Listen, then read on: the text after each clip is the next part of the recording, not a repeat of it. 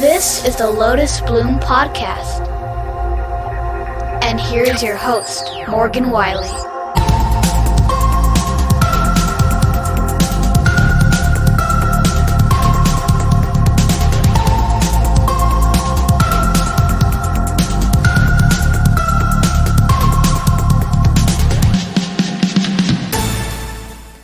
I'm so glad you're here. Welcome to my show. I'm Morgan Wiley, and this is the Lotus Bloom Podcast. And today I'm so excited, and if I'm honest, I'm pretty nervous. But today I get to share with you an interview I had with a very good friend of mine. She's a writer, an artist, a blogger, a podcaster, a teacher, and most importantly, she is my friend. Her name is Kallie Ross, and she's going to share her creative journey and some fantastic writing tips, and also some great insights into how we as creatives get through those blah moments that we all have. So, without further ado, please enjoy this interview with my friend Kallie Ross. Okay, well, for our listeners, would you mind taking a minute and just tell us your creative history and just kind of a progression of where you started and where you are now? Sure. Right around the age of 30, I put together a bucket list, and one of those things on the list was to finish a book, finish one of the stories I'd thought of. And then another one was to start a podcast and put it up on iTunes and see what would happen. And then a third one was even to create a website. So I kind of put the book idea and writing that book aside to kind of focus on getting back into graphic design, but then also playing with this idea of putting together a podcast. And so my sister and I actually started a book podcast where we read books. I'm a reader. My sister is not. And we talked about what we liked and what we didn't like. A lot of times my sister did not finish the book, but we read the Twilight Series, and a lot of the listeners that we gained were really infatuated with that series. So we just kept talking about it. And eventually the podcast grew to the extent that we were invited to a couple of events in regard to the movie, and it just exploded. Of course, that fan base is still alive and well, but definitely not as active as it used to be. So after the movies were all released, we kind of archived all of those podcasts. They're still around somewhere, but yeah, we stopped doing that. And then I thought, you know what, I'm going to cross another thing off of my bucket list. And so I decided to pick up one of the book ideas I had. And it was my husband that was like, you need to do something. Like, you need something else to do other than sit and have coffee and read books. Like, do something new. And so I decided to write a book. And honestly, we had a big life change.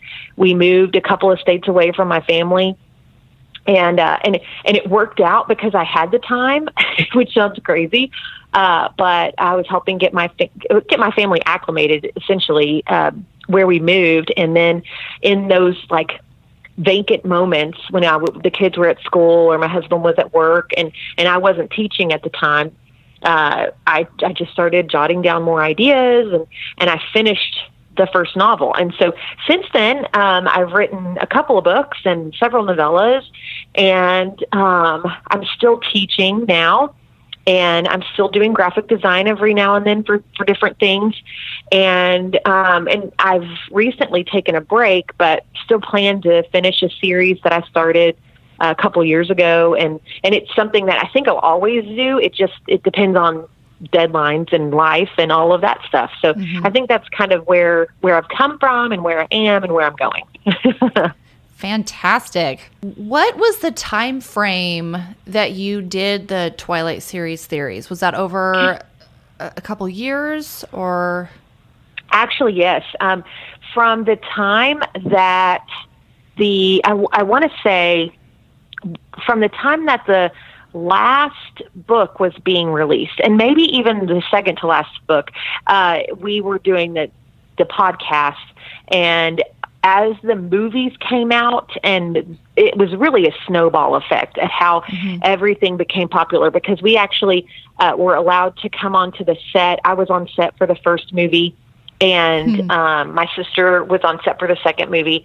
And with all of that, in each movie release, it just got bigger and bigger. So, gosh, I mean, I want to say it was a good solid 4 to 5 years that we were working on that.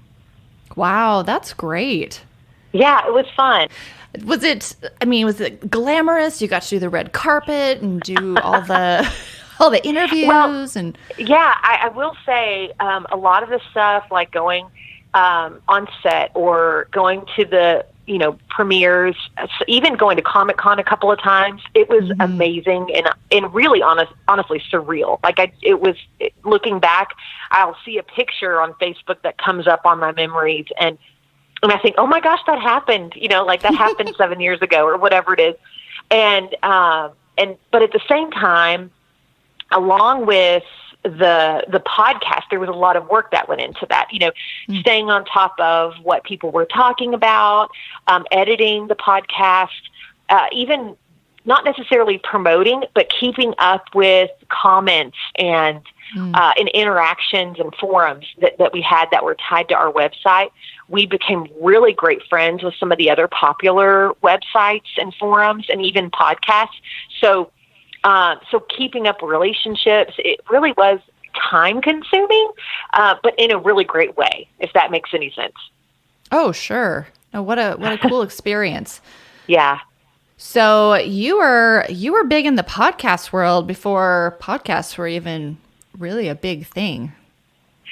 Yeah. It's funny. I didn't even know it, like, at the time, if that makes sense. Now looking back, I think, oh, well, I should have done this, or I should have done that, or I should have kept doing this or kept doing that.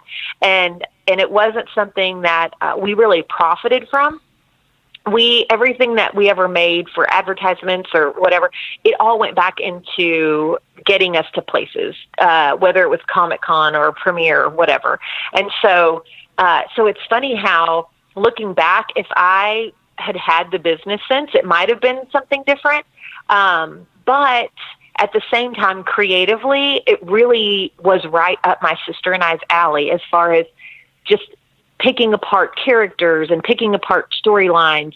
And I think that if we had tried to do anything more with it, or outside of the realm of Twilight or paranormal novels, or even some of the classic novels that are paralleled with Twilight novels, which is a whole nother set of podcasts that we did, I think that it wouldn't have been as effective. We were just good and fun with the idea that we had, and we really weren't trying to do anything more. And so when it comes to it being something, then I think the reason that we don't really consider it being a big deal is because at the time we were just having fun. We were just talking about a book that we loved and characters we loved, and then we disagree on who they cast for said characters. And I think people were just entertained by all that. Well, and I think that's how so many creative endeavors that we dive into is because we are having fun and we love doing it. And, and it kind of progresses from there into whatever it might become. And it may only be something for a season or just for that specific event or whatever it might be. So I think that's a really cool point, to be able to transition out of one thing into another, which I think is probably a good segue into your writing career. Full disclosure for anyone listening is that Kallie and I have been friends for several years now. We actually met at a writing conference, and so we have been friends, 5, 6, 7 years? It's been 8 years, Morgan. 8. Yes, really? Yes. It was on my time hop. Like, I'm not even kidding. Wow. I'm floored at how old I am. Like, every day I look at memories and I think that can't be right. Wow, that time goes so fast. It does. That's crazy. Okay, 8 years. Well, that's even better. We've been friends a long time. Yes. So one thing about Kallie is I know she likes to have fun and play games. So we're going to play a little game. I love it. Okay, so we're going to play lightning round. Okay. And it will just be a few questions where I'm going to ask you a this or that type question. Okay. And you tell me first thing that pops into your head. Okay. This is totally random and has no meaning at all, but just might be fun. I'm sure it will be. Okay, so silver or gold? Gold. Salsa or guacamole? Guacamole every time. Fantasy or mystery? Fantasy. Coffee or tea?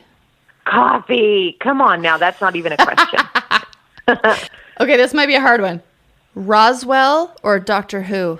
Doctor Who. I would have said Roswell in high school because that's when the original TV show started, and I was obsessed. I'm not even joking. Yes. Obsessed. Okay, all about the old one, not the new one. At least not. Yeah. No, it's gotta be the old one. Yeah. Okay, chocolate or peanut butter? Both together. Of course. Dog or cat? Dog. Day or night? Night. DC Comics or Marvel? Ooh. Okay. Since you said comics, I'm gonna go DC, but that's just because I'm obsessed with Wonder Woman. Like I still have like one of those 10 lunchbox from when I was in elementary school.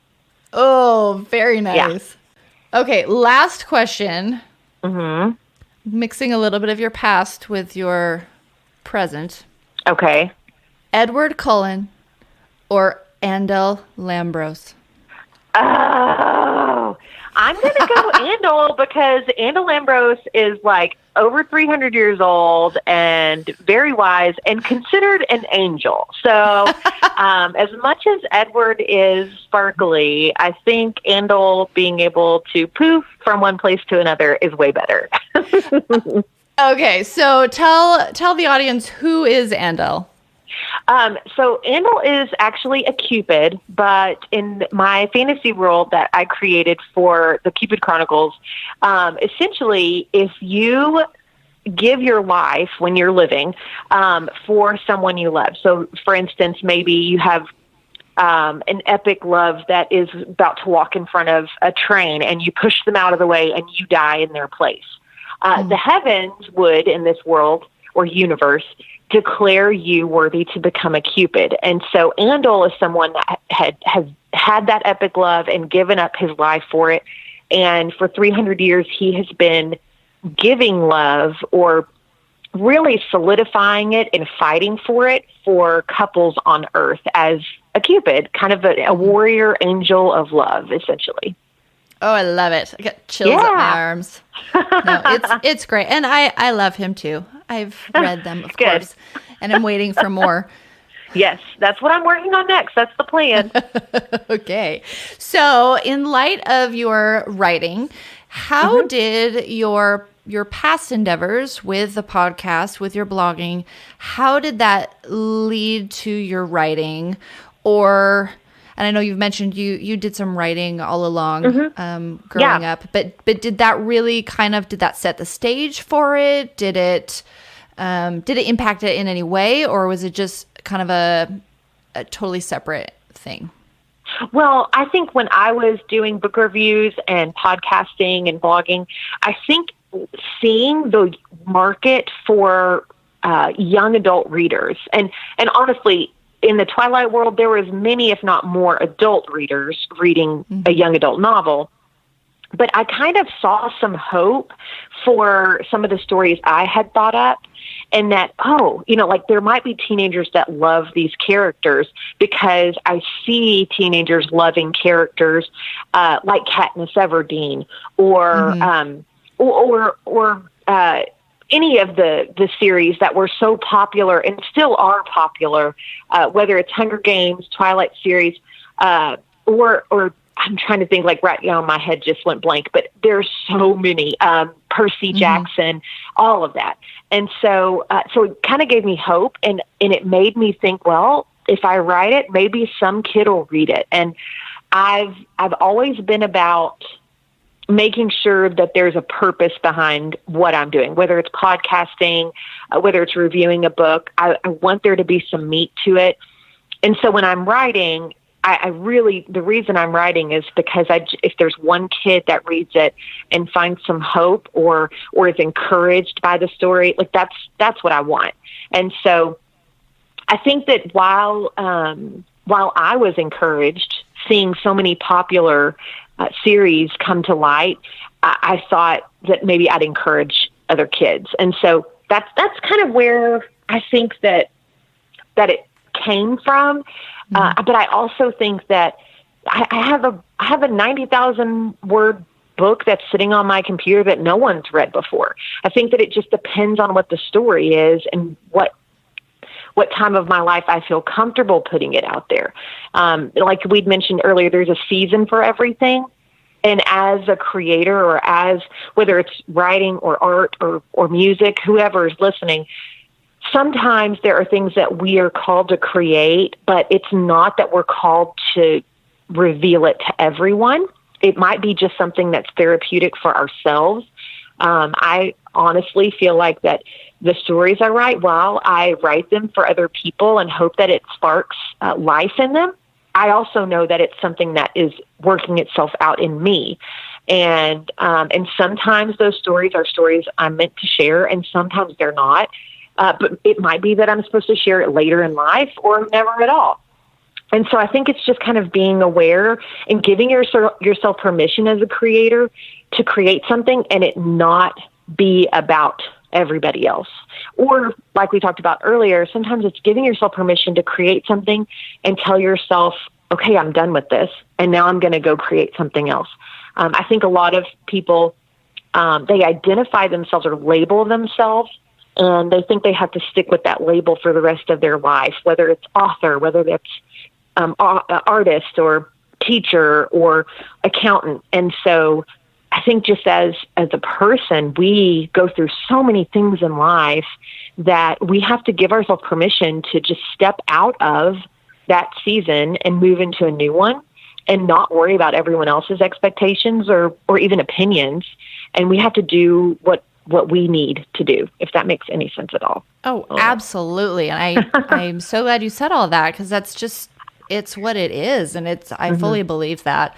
Like you said, we create for ourselves, we create for others, but we create because that's in us to do. And if we don't, then we're not being true to who we are, whether people out there see it or not.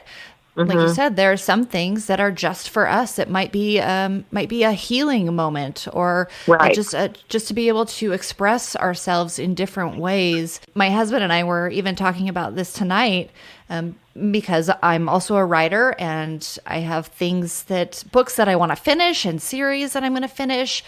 But I also have other things I want to do too. Now, it doesn't mean that I am going to stop writing. That will always be a part of me. But I feel like there is other desires and other things stirring in me that need an expression, and I'm looking to find what that might be. Now, I don't know if I will be, a podcaster down the road, but I wanted to try it because it's in me to create something new. So I think it's just us being faithful to that and seeing where it goes. Exactly. So how does your writing, and you're a creative person in general, so I know that you do more than write. So how does that, and maybe this is a two-part question, how does that play a part in your day-to-day life? Okay. Or does your life play more into what you create? Well, does that make sense? It does. I will say that I have seasons that feel dry creatively. And typically in the past, and I say in the past, probably like I'm 41 now, so I would say pre-age 35, I would have thought that my lack of creativity, or quote unquote, or my dry spell was because I didn't have anything inside of me. Like I was going through a blah season. I've learned that the reason I have those seasons is because I'm not putting pen to paper, or I'm not putting paintbrush to canvas. I'm not spending time brainstorming or voicing things out loud with other creatives. And so I've learned that creativity sparks creativity. I've learned that when I start writing the word move, like 100 times, let's say that I get in a journal and I start writing the word move, and I just write it over and over again, at some point my brain there's something that's going to happen that is going to move me into a conversation with myself. And then that's when the ideas will start flowing. I feel like that a lot of times we have this world that tells us that we should, if we don't feel creative, just to put a filter over it, or even like I teach. I have so many kids that plagiarize, that I'm like, you're going to get a 0, but come on, let's have some original thought. And you can't get there until you start to think. I feel the same way creatively. Like, you can't feel that until you do something. You're not going to wake up and just feel creative one day without actually using your brain. And I hate to say it, but a lot of what we see on TV, a lot of what we read, a lot of what's in front of us on a screen is not necessarily creativity, because it's just the same thing over and over again. Whether that's scrolling through Instagram or binge watching a TV show, it's just boom, boom, boom in front of your face. And it's almost like putting you into a hypnotic trance. So for me, it's the daily part of my creative walk is spending time every day without a screen, with a piece of paper or a canvas. And even if it's something that turns out awful, and I knew I never use it again, I at least am getting it out of my system, if that makes any sense. And it's something that I'm working through to get to where I need to be creatively, to write something that I'm going to keep and use, or to paint something that I'm going to hang up on the wall or give somebody. But I feel like that when I first started this process, there wasn't as much action, and I blame those moments of feeling blah or not feeling motivated on the fact that, well, I'm just not creative today, or I'm just not creative enough. And that's not true. It really is just a lack of action. Oh, I'm so glad you said that. That is just so good and so true.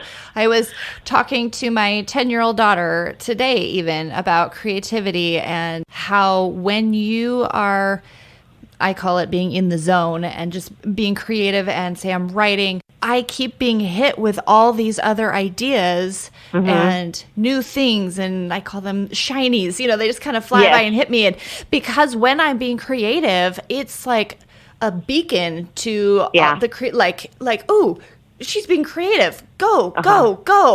And I think, and when we're stagnant and not doing anything, like you said, those dry spells, I was trying to encourage her to just start writing down anything. It didn't have to make sense, no matter what it was, just to get it flowing. And then all of a sudden she would kind of click into it and start writing a new story. Yeah. And I even shamed myself because she's probably got 300 stories started. Yeah. And she keeps getting new ideas. And I was like, well, no, just focus on one and finish it. And I do think that at some point that's an important thing, to learn how to finish something. But absolutely. I was like, she is finding her voice in it and learning how to just let it flow. And I think that's what so many of us dampen in ourselves.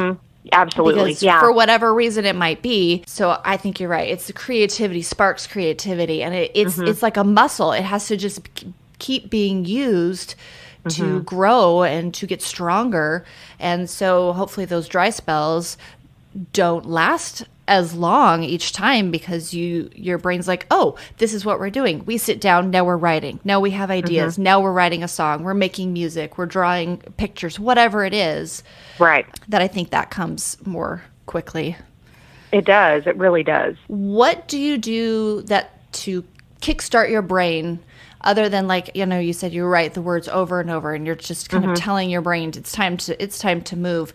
I guess I'm asking this question knowing a background about you, but yes. What are some things that kind of kickstart your creativity when you're maybe specifically when you're writing, or because I know you're a teacher, maybe even is tricks or tips that you use with your students. Sure. Well, so when it comes to my own just storytelling and the way that I work. I'm a very loud advocate of planning. I know there are a lot of pantsers out there, and for anyone that's listening that doesn't know what I'm talking about, there are people that just can sit in front of a computer and not have a plan, and they just start writing a story. I am not that person. I am a planner through and through. So for me, I love to do outlining. I'll do a book outline. I'll do a chapter by chapter outline. I even outline backwards, which may sound crazy, but it works. And so for me, note cards, Post-its, all of those things are my friend. I tend to make lookbooks, which essentially are sketchbooks that I go in and I do. Really, it's a sketch, or I will sometimes just go to Pinterest and find like a model or someone that looks like each character, and I do a biography on those characters, and I keep them all together for each story. And then whenever I'm writing, I sometimes I just have to go and read a couple of those biographies to get in the brain or into the thought process of those characters before I start writing. That's a huge help, especially when you're in the middle of a story and feeling kind of dry. I also like to, with my students especially, teaching, some of the writing exercises I've done are things as simple as trying to write a scene with one specific emotion without a character saying that word. So for instance, let's say angry. I'll have students write a scene, but the characters cannot say they're angry in the scene. They have to use synonyms. They have to describe the facial expressions of the characters, and they even get to create whatever it is in their mind that made that character angry. So sometimes it's stepping outside of your story that you're currently writing, and you take your character that maybe you love so much and put them in another place feeling something different, so that you can kind of spark ideas going back to your story. As far as anything outside of that, when it comes to artwork, whether it's painting or sketching, I'm inspired a lot by scripture, but I'll also say that I love doing chalkboard art too. And sometimes it's just a season or a funny quote that I hear or read in a book. And sometimes it's just taking those things and putting a picture in my mind on canvas of what that quote means. So, I've done a couple of different things as far as painting owls or painting flowers. It just depends on how I'm feeling that day, but I try to paint emotions. I try to write out scenes about emotion, because there's something about being an artist that we tend to feel a lot more than other people, I think. And actually getting those feelings out on paper or on canvas or in a sketchbook, I think that helps us clear up any foggy or even kind of bumpy processes that we have if we feel stuck. Or even I've had times when I felt like my writing felt choppy, and I really feel like it's because I wasn't ready to really write what I was writing, because I hadn't fully felt everything that character needed to feel. And so a lot of those things that I do tend to help clear up those scenes and clear up those days when I feel like my fingers have molasses all over them while I'm typing. It's just like I can't get it out. The words feel sticky. And so when I do some of that, whether it's just in a journal or even if it's just on a piece of paper that I'm going to throw away, like I'm never going to see it again, kind of fleshing some of that stuff out and giving myself permission to step away from the story for a day or two, that it speaks volumes into the stories I end up writing. And it's amazing how that, my husband calls it a 30,000-foot view, kind of like when you're in an airplane looking down on a city versus in the city, trying to look and find your way through it. I think just getting that 30,000-foot view or perspective really does help you see the layout of the land, like the layout of the story, and it helps you write a better story. I agree. I like that. That's a good perspective. I was remembering a late night writing session that we had and with another friend of ours. And, and oh, Kallie, I love you. You're such a teacher and so inspirational, but a little intense for me. Sometimes. I remember, so she came all prepared and you had note cards and we were going to do like a Kickstarter, like writing exercises to kind of get us going and getting in the writing mood. Yes. And so we had note cards and you had questions lined up and we had to answer them as if being one of our characters and how they would answer it or what they would do in that situation. It's such a good exercise, but I don't think that way. So yeah, no, it's okay. I'm a weirdo, Morgan. I'm a weirdo. But it's so helpful, and it was such a good experience. Thanks. Yeah, well, I try. I do teach like 17 and 18-year-olds, so sometimes I feel like that I over teach, but yeah, I do practice what I preach, though. So no, you absolutely do. It's something I feel like I have to do, so I try and teach the way that I know that I have succeeded or at least accomplished some things. So for those that maybe even are writers but are not familiar, could you explain what you meant by plotting backwards? Oh, so I have a diagram that I create on a piece of like sketch paper. And usually it's in a journal that I keep all my notes in for the one story I'm working on. And it's a circle. I create a circle like a clock. And I believe part of this is your fault, Morgan, because was it you that you love circles? You love them. I do. Yeah. I do. So I actually, at 12 o'clock on the circle, I write the first chapter, kind of like a half sentence or a phrase of what happens at the beginning of the story. But what I do is then from there, I put another little line next to it that's like 11:59, and I write what I want the ending to be. So from normal people, let's just be honest, normal people start with chapter 1 and outline to chapter whatever the end of the book is. And I actually go from the end and I try to figure out how to make things happen so that the end makes sense. Now, it's something that I think the reason that I do it is because the first book that I ever wrote, I outlined from beginning to end. And there were things that I should have foreshadowed, or I should have at least given a glimmer of hope to the reader that it was going to happen at the end.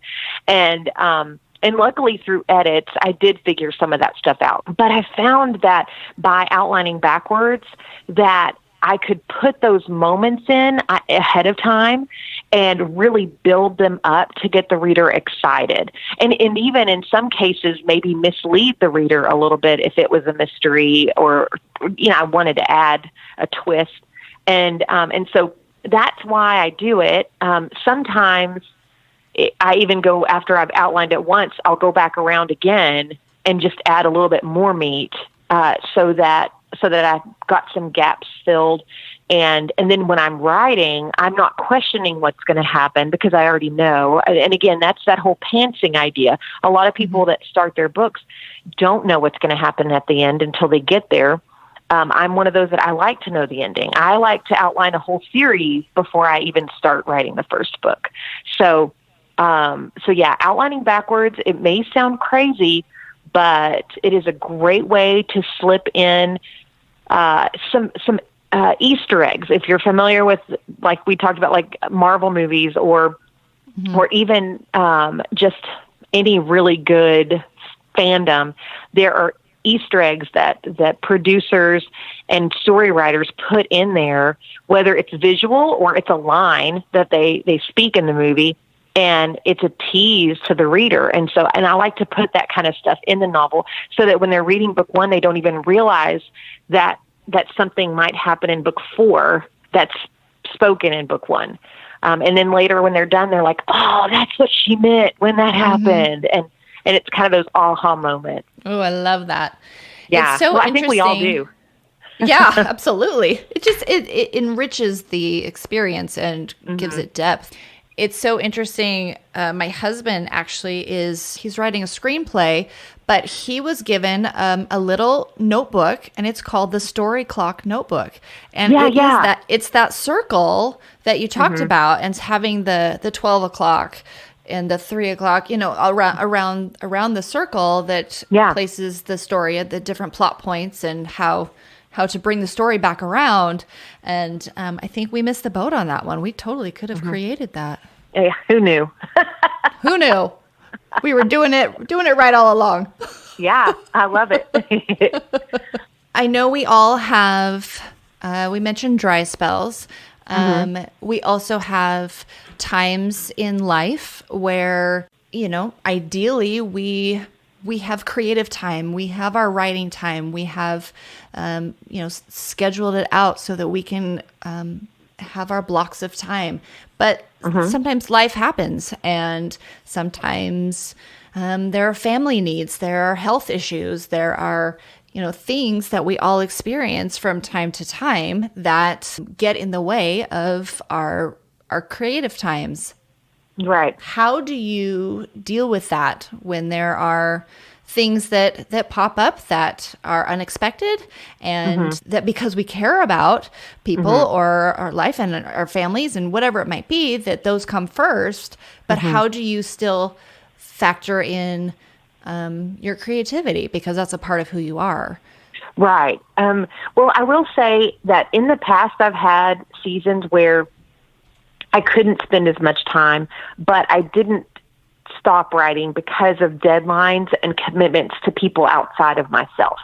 And in those times when there's a contract involved and you've signed said contract, honestly, in those times, I've just gotten it done. Like whether it's staying up until 3 o'clock in the morning to get the chapter finished, or whether it's taking, a chunk of 2 or 3 days where you just say, husband, I love you. Please, I need this time to get this finished. And you do it. Like you just get it done. And, and I know you've experienced those times too, where you have to get it done, whether it's the last minute or whether it's just, something's coming up soon. So you have to get it done because you're not going to get it done if you don't do it now. And so those times, I've felt rushed. I've felt really inadequate, like I'm not putting my best into this. And every time I feel like I've gone through that, it's never failed that everything's turned out okay. Whether I got a whole bunch of edits back or just a handful, like I got through it and it was good and everything worked out okay. But I will say, and sometimes, which I've been in a recent season, we've had 2 family members diagnosed with cancer, and there's some care that's being put forth towards one of them in particular. And so it is monopolizing our family's not only time, but emotional just output. And so for me, I had to give myself permission to take a good solid 6 months off and just say, it's okay.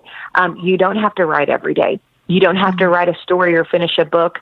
But you can this afternoon paint or journal. I will say that journaling is a big part of my creative process. And so I do tend to pour into that. It maybe not daily, but at least 4 out of 7 days a week. And I will say that when it comes to creativity in a visual format, I have, like I said, I've got 2 chalkboards in my house, and I'm always putting up cute phrases or drawing funny pictures on them just to entertain my family. And we haven't even mentioned this, but I love to cook, and that's some place that I feel like I can be creative. And so I'm creative in the kitchen. We dance a lot in the kitchen. And so there are places, but right now, I feel like that instead of being stagnant, which I'm not, by not writing, it doesn't mean you have to be stagnant creatively, but I am putting my creativity into managing my family's schedule so that we can make it to chemo appointments, but also make it to football practice, or, so I'm creatively working out everyone's schedule every day.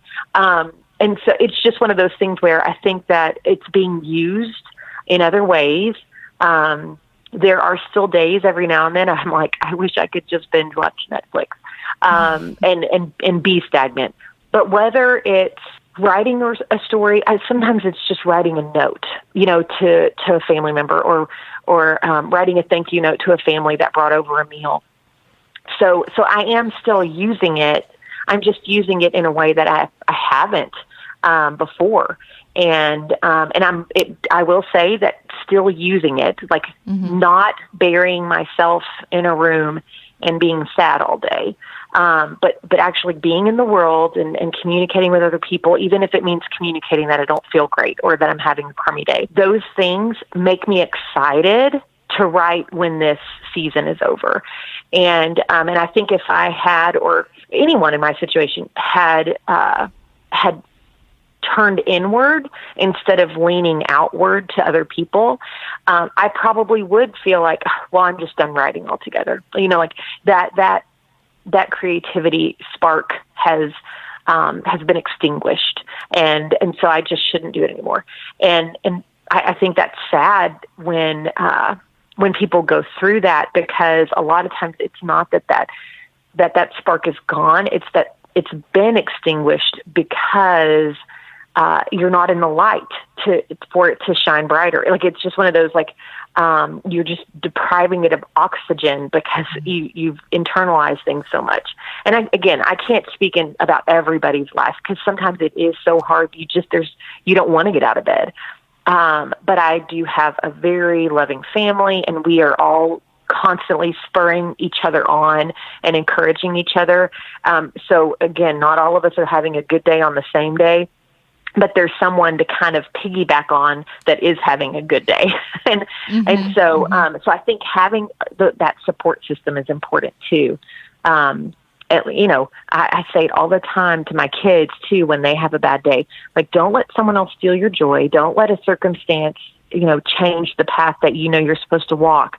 But instead, like, lean on someone. It's okay to ask for help. It's okay to kind of rely on somebody else's hope and joy in the moment, and be excited for them. And then you'll have that time again. It's coming, but don't lean back. Don't fall back into yourself. And because it's just really you pushing other people away as much as you being a recluse or keeping to yourself and not relying on other people. And I think it's hard. I think it's just when we don't feel good or when we're having a hard time, it's difficult to ask for help because we think we should be able to do it on our own. And that's not what life's about. So sorry, I just went on a huge long tangent about life, but it's good. Give yourself permission. Give yourself permission to take a break. That's what I meant to say. Well, and I think that it's so important what you were saying, and especially, like you said, if you don't have the same time that you had to pour yourself into a specific creative endeavor, find something else. Maybe it's something small. Maybe it's, like you said, just writing a note, or if you love cooking, or even just dancing around the kitchen, put on the music, something else that could be short, but enough that brings you life and refills you back up.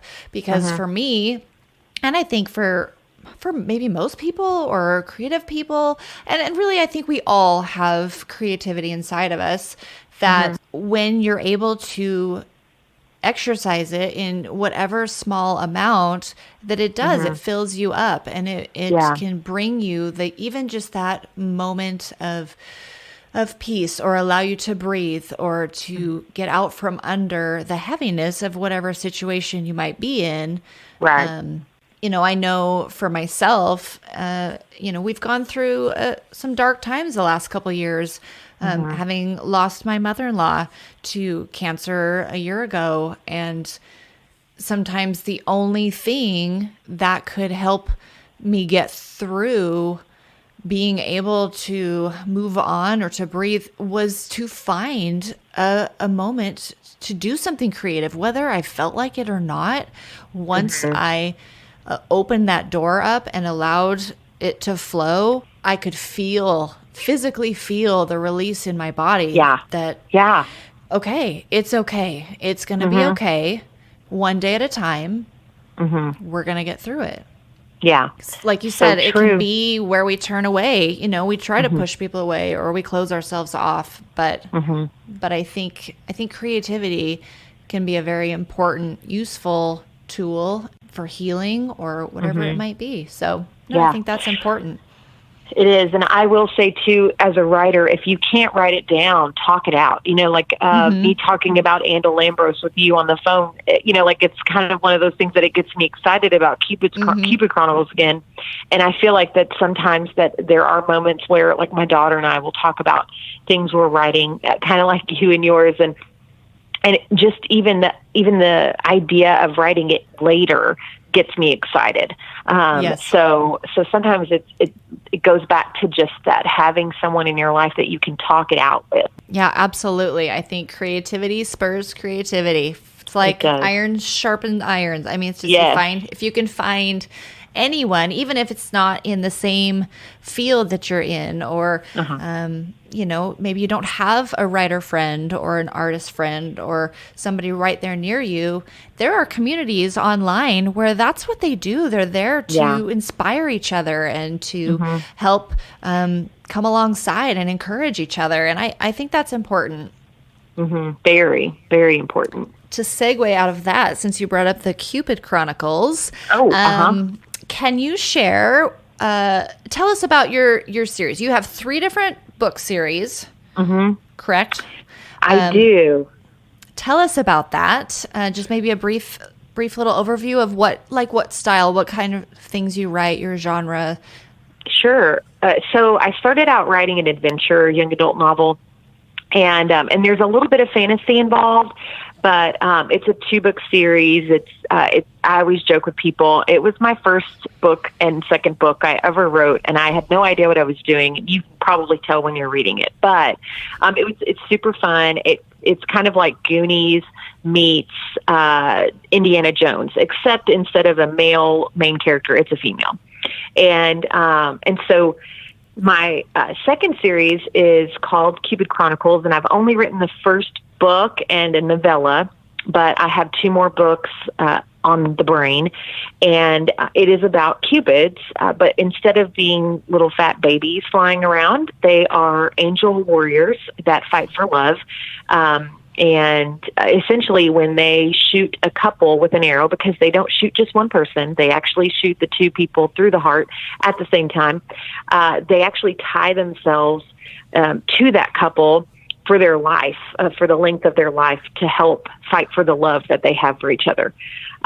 So that series is actually, while we talk about Andal Lambros and how amazing he is, it's about a girl who died at a very young age, 19, and she's kind of ticked off about that because she was hit by a trolley car in New Orleans, pushing her boyfriend out of the way, and now she has to give other people love when all she wants is love and her boyfriend back. So Andal is actually training her to be a Cupid, and in the process of training her, they find out that she's a little bit different than other Cupids. So you'll have to wait to find out why she's different, because I haven't finished that series and nobody knows except me.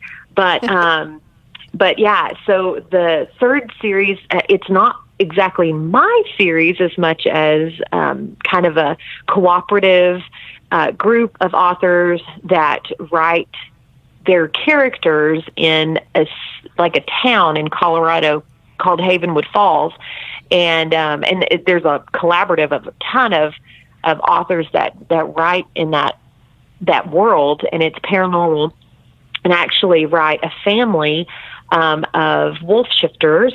And so in that series, I've written, a YA, a historical romance, and a new adult novella. And so that's, I've written for that. I also have a book, like I mentioned earlier, that is kind of a steampunk fantasy novel that I say this.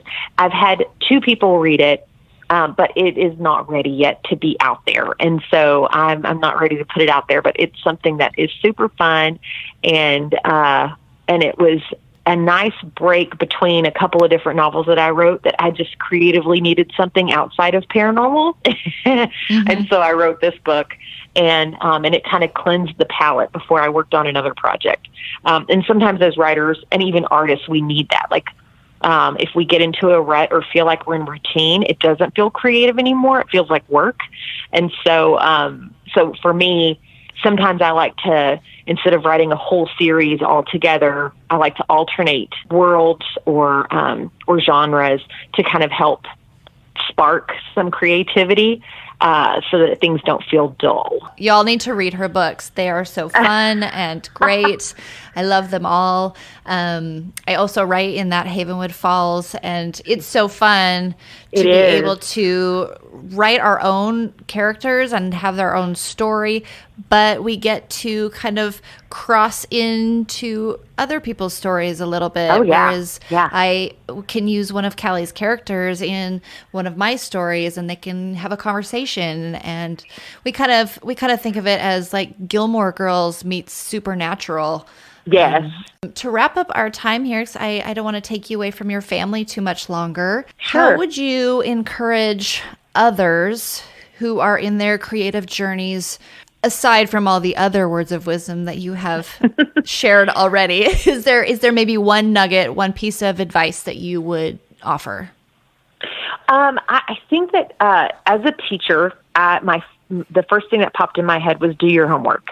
And I don't necessarily mean that in a negative way, like, no, like you've got to practice and do your homework. But what I mean is that when you go through this process, if you choose to make it a business and it not just be a creative hobby, really do your homework as far as what that's going to look like.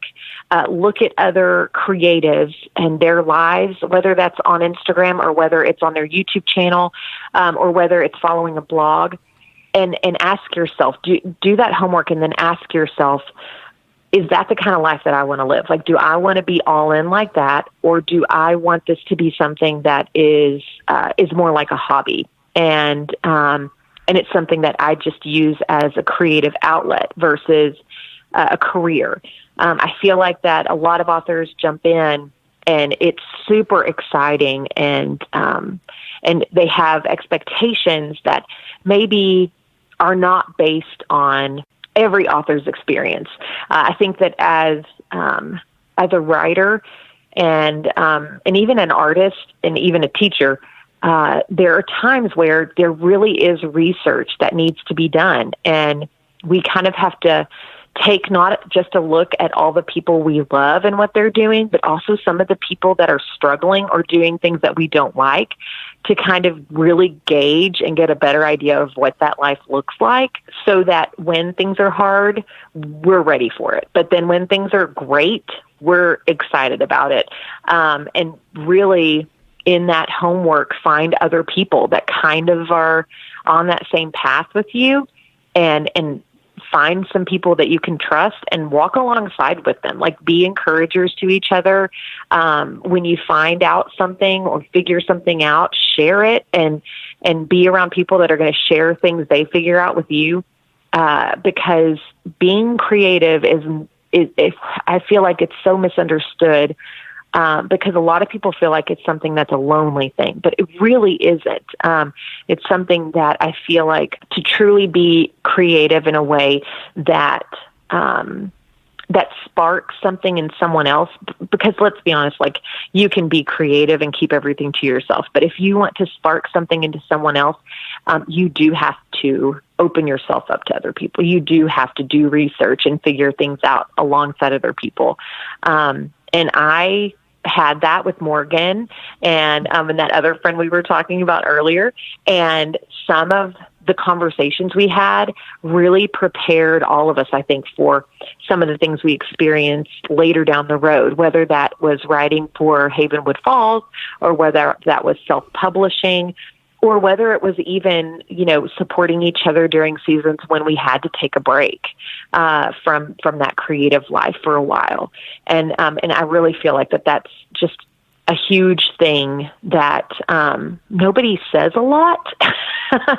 or nobody encourages people to do a lot of. And it's kind of sad because whether it's you're afraid someone's going to steal your idea, or whether it's something that you feel like, I can do it, I'm going to take over the world. It's easy to fall into really murky places that really having a friend through can help you foresee that happening so you can avoid it altogether. Awesome. Thank you. And You're Kallie, welcome. where can they find you? Where do you like to hang out on social media if they want to learn more about your books or your journey? Yeah, I will say Instagram's probably my social media of choice. And people can find me at Kallie Ross. And I also have more of a journaling and art as far as watercolors and stuff, Instagram called Kallie Creates. But all my books and information about that are at KallieRoss.com, or you can look me up on Amazon. Everything's there too. Awesome. We'll make sure and link you in the show notes. But thank you so much for taking your time and sharing your experience with us. It was fantastic. You're welcome.